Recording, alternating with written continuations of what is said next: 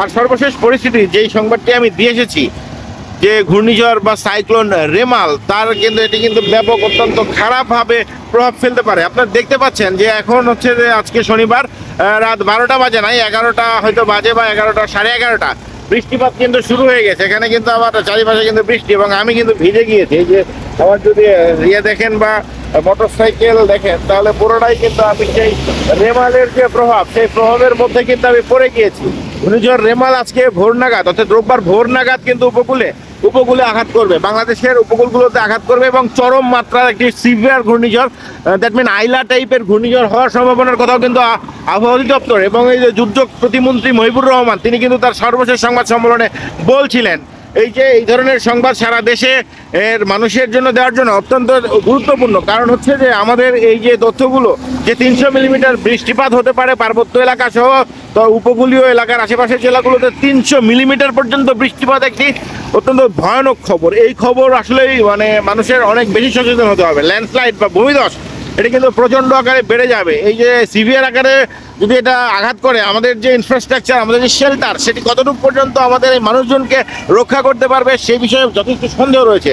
তারপরে এই যে এই ধরনের সংবাদ এই যে দিয়ে আসার পরে আমার মনে হলো যে আমার দর্শকদের সাথে এটি একটি ভ্লগিং হতে পারে। ভ্লগিংয়ের এই ট্রেন্ডে এটি হয়তো ভ্লগিং। আমি দেশের জন্য, দেশের মানুষের জন্য যে দুর্যোগ ব্যবস্থাপনা মন্ত্রণালয় এবং আবহাওয়া অফিসের সর্বশেষ সংবাদ দিয়ে এই মধ্যরাতে হচ্ছে যে আমি নিজেই সেই সাইক্লোন রেমালের ইয়েতে আমিও কিন্তু রেমালের প্রভাবে প্রভাবিত হয়ে গেছে। আমি প্রায় ভিজে গিয়েছি, বিভিন্ন প্রোটেকশন নিতে হয়েছে।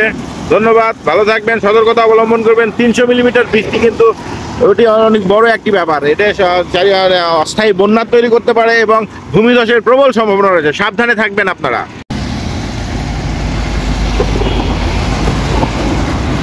সাংবাদিকতার মতো প্রফেশন যে শুধুই একজন প্রফেশন নয়, অর্থাৎ পেশা নয়, এটি নেশাও।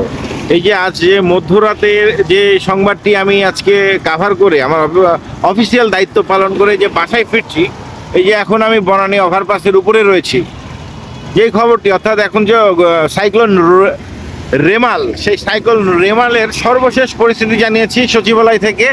এই যে দুর্যোগ ও ত্রাণ প্রতিমন্ত্রী মহিবুর রহমান তিনি কিন্তু ব্রিফ করছিলেন, আমি সেটা কাভার করেছি আমার টেলিভিশনের জন্য। এবং এই কাভার করে যে 6 নম্বর 7 নম্বর বিপদ সংকেত উপকূলে এবং সারা দেশের কি অবস্থা, কি পরিমাণ বৃষ্টিপাত হতে হবে সব কিছু কিন্তু আমি আমার অডিয়েন্সকে জানিয়েছি এবং জানিয়ে এখনো বাসায় ফিরতে পারিনি। এই যে মধ্যরাতে এখন হচ্ছে যে আমি বনানী ওভারপাসের উপরে, আমার একটু সামনে বাসা। এটি হচ্ছে যে প্রফেশন, শুধু পেশা হলে এই ধরনের কাজ, এই ধরনের ডেডিকেশন আসলে থাকে না। এই সাংবাদিকতার মতো মাঠ পর্যায়ে রিপোর্টিং করতে গিয়ে এই ধরনের আসলে মানে অভিজ্ঞতার সম্মুখীন হতে হয়, সেই জন্যই কিন্তু আপনাদের সাথে শেয়ার করা।